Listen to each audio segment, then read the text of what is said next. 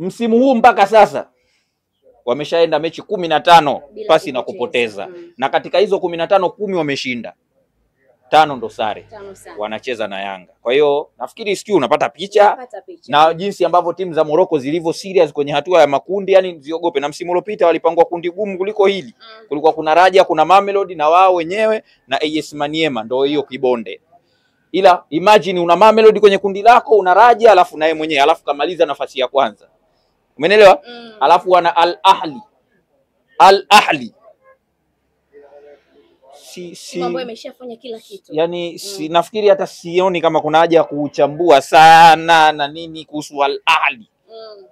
Timu ambayo ndio inashikilia rekodi ya kuchukua ubingwa wa michuano ya Afrika mara nyingi kuliko timu yoyote ile. Sasa klabu bora ya karne hii.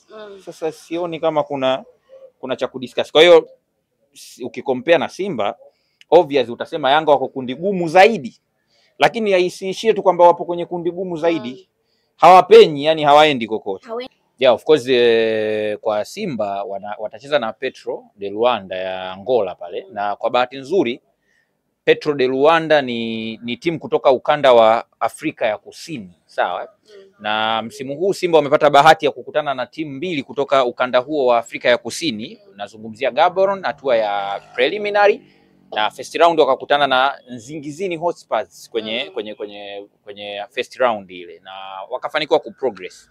Kwa hiyo hii Petro de Luanda inatoka katika ukanda huo wa kusini mwa Afrika. Kwa hiyo ile test ya timu za ukanda huu, manake Simba wamesha experience kwenye msimu huu so far, lakini added advantage ni kwamba msimu uliomalizika pia walikuwa na FC Bravos kwenye kundi moja, umeelewa? Kwa hiyo tu peke yake inakupa picha kwamba Simba hawatakuwa na ugeni wa timu kutoka Angola, na wameshawahi kucheza pia na wale Primeiro de Agosto. Kwa hiyo hawatakuwa na huo ugeni wa timu kutoka nchini Angola. Japokuwa safari hii Simba wanakutana na timu kubwa zaidi na yenye mafanikio zaidi katika soka la Angola. Nazungumzia hiyo Petro de Luanda. Ni timu nzuri sana na ni timu ambayo inaweza ikawapa Simba changamoto kubwa, wasiichukulie poa, kwa sababu na kukumbusha tu kwamba wameshawahi kufika nusu fainali ya michuano ya ligi ya mabingwa barani Afrika mwaka 2021-22 na katika misimu mitano ambao wameshiriki kwenye group stage, mara 4 wameingia robo finali. Mara moja tu ndio wameshindwa kwenda hatua inayofuata, na nafikiri ni msimu wa 2023-24. Kocha ndo alikuwa Romain Folz. Sorry. Utanisame hakuwa Romain Folz bado, usije wakaona kama lakini ni kwamba tu kucheza kwenye hii ngazi ya kimataifa wanafanya tuseme performance nzuri kuliko timu yoyote katika nchi ya Angola.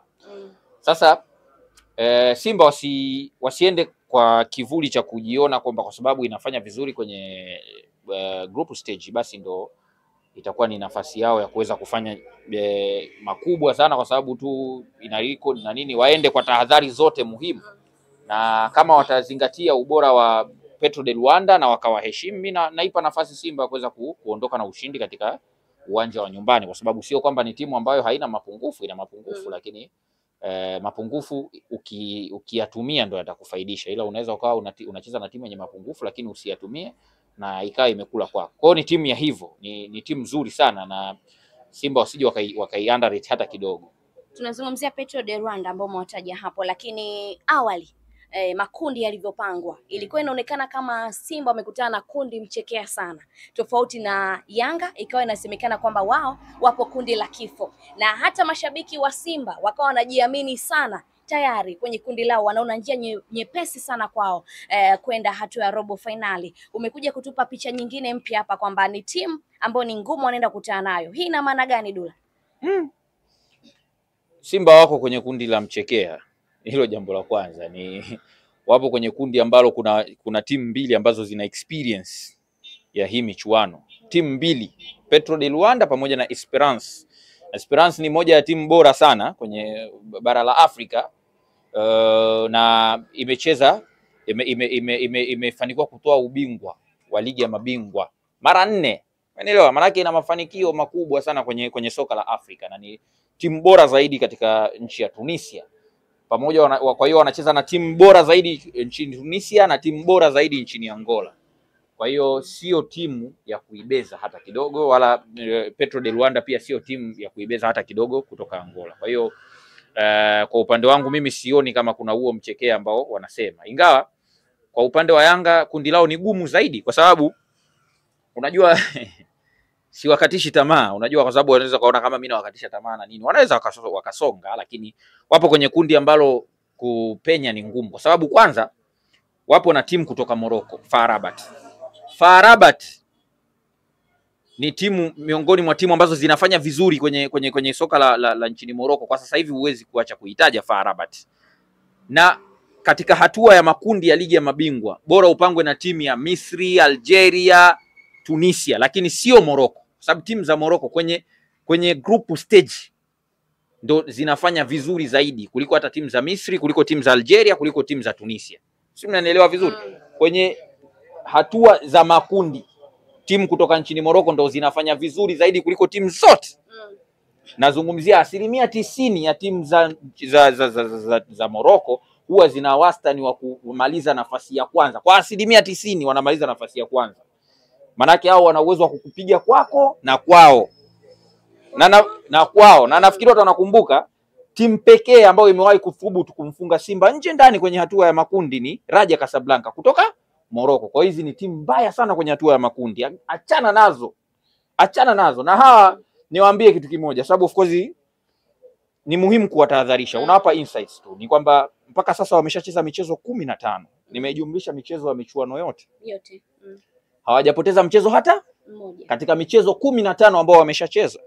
Manake hiyo ni record, of course inakuwa ndo tuseme mechi nyingi zaidi pasi na kupoteza, lakini sio mara ya kwanza. Wameshawahi kufanya hivyo, walienda mechi 16 bila kupoteza msimu wa 2022-23. Kwa hiyo imetokea mara mbili tu. Msimu wa 2022-23 walienda mechi 16 za mwanzo pasi na kupoteza, ndo msimu ambao walichukua ubingwa huo. Msimu huu mpaka sasa wameshaenda mechi 15 pasi na kupoteza. Na katika hizo 15, 10 wameshinda. 5 ndo sare. Wanacheza na Yanga. Kwa hiyo nafikiri sio unapata picha na jinsi ambavyo timu za Morocco zilivyo serious kwenye hatua ya makundi, yani ziogope. Na msimu uliopita walipangwa kundi gumu kuliko hili. Kulikuwa kuna Raja, kuna Mamelodi na wao wenyewe na AS Maniema, ndo hiyo kibonde. Ila imagine una Mamelodi kwenye kundi lako, una Raja alafu na yeye mwenyewe, alafu kamaliza nafasi ya kwanza. Umeelewa? Alafu wana Al Ahli.